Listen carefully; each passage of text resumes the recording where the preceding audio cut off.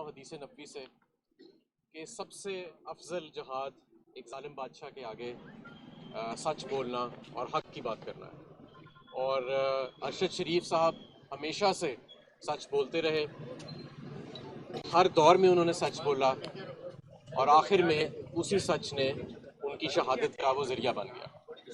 میں سمجھتا ہوں کہ ان کی اس شہادت کو ہم رائے گاہ نہیں جانے دیں گے۔ جو انہوں نے سچ بول کے وہ گئے، جس جرأت کا انہوں نے مظاہرہ کیا اپنی قوم اور وطن کے لیے، جو انہوں نے قربانی دی، وہ ہم کبھی رائے گاہ نہیں جانے دیں گے۔ اس سے پہلے آپ نے دیکھا کہ وہ کیا ماحول تھا جس کی وجہ سے ارشد کو پاکستان سے فرار ہونا پڑا، وہ کیا وجوہات تھیں کہ اس کو دبئی چھوڑنا پڑا، یو اے ای چھوڑنا پڑا اور دوسرے ملکوں میں جانا پڑا۔ ان سب کی تحقیقات ہونی چاہیے۔ آخر اس کا جب گھر یہاں پہ ہے، وہ اس دھرتی کی مٹی ہے، تو کیا وجہ ہے کہ اس کو یہاں سے جانا پڑا؟ تو یہ ایسے نہیں چل سکتا۔ یہ پاکستان ہے، یہ کوئی فاشسٹ ملک نہیں ہے، اور یہ کوئی بنانا ریپبلک نہیں ہے۔ یہاں پہ ایک ایکٹیو سول سوسائٹی ہے، یہاں پہ لاکھوں کروڑوں ارشد شریف بستے ہیں، اور انشاءاللہ تعالیٰ اب حق اور سچ کی آواز کو کوئی گولی دبا نہیں سکے گی۔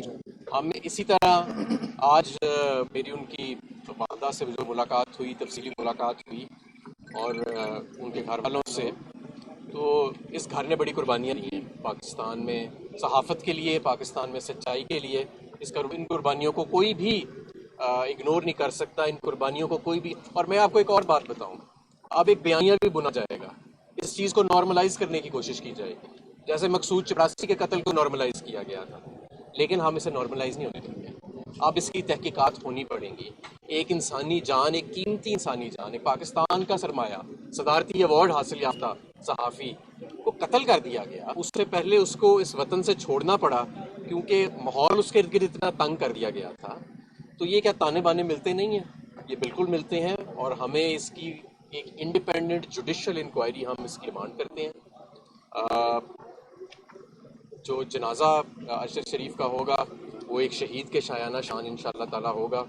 پاکستان کی بہت بڑی شخصیت تھی، کوئی دور دور تک بھی ہم دیکھیں، حالانکہ ہمارے صحافت کے اندر بڑے دلیر لوگ ہیں، لیکن ارشد شریف جیسا جو ایک اثاثہ تھا، ارشد شریف جیسا جو ہیرا تھا، جس دلیری کے ساتھ، مطلب کہ اس میں اللہ تعالیٰ نے اپنی ذات کے علاوہ کسی چیز کا ڈر ہی نہیں رکھا تھا، اور وہ ہم سے بھی لڑ پڑتا تھا اگر اس کے ذہن میں کوئی بات آ جاتی تھی جو سمجھتا تھا کہ ہم کو غلط بات کر رہے ہیں۔ تو میں سمجھتا ہوں کہ یہی صحافت ہوتی ہے، یہی دلیری ہوتی ہے، اور ساری دنیا کے صحافیوں کو آج یونائٹ ہونا چاہیے اور ارشد شریف کے اس قتل کا حساب مانگنا چاہیے۔ بہت شکریہ۔